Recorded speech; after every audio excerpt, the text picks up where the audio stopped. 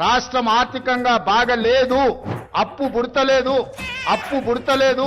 అనా పైసా ఎవడు ఇస్తలేడు. ఎవరినైనా కలవడానికి పోతే బ్యాంకర్లు దొంగలను చూసినట్టు చూస్తున్నారు. తెలంగాణ రాష్ట్ర ప్రతినిధులను ఎవడు ఢిల్లీకి పోతే అపాయింట్మెంట్ కూడా ఇస్తలేడు. వీడు వస్తే చెప్పులు కూడా ఎత్తుకుపోతాడేమో అన్నట్టుగా ఆ పరిస్థితి ఉంది దేశం ముందల.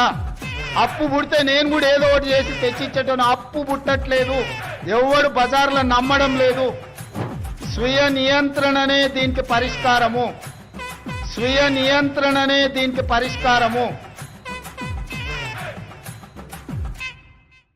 రాష్ట్రం ఆర్థికంగా బాగలేదు, అప్పు పుడతలేదు, అనా పైసా ఎవడు ఇస్తలేడు. ఎవరినైనా కలవడానికి పోతే బ్యాంకర్లు దొంగలను చూసినట్టు చూస్తున్నారు. తెలంగాణ రాష్ట్ర ప్రతినిధులను ఎవడు ఢిల్లీకి పోతే అపాయింట్మెంట్ కూడా ఇస్తలేడు. వీడు వస్తే చెప్పులు కూడా ఎత్తుకుపోతాడేమో అన్నట్టుగా ఆ పరిస్థితి ఉంది దేశం ముందల. అప్పు పుడితే నేను కూడా ఏదో ఒకటి చేసి తెచ్చిచ్చేటోను. అప్పు పుట్టట్లేదు, ఎవడు బజార్లో నమ్మడం లేదు. స్వీయ నియంత్రణనే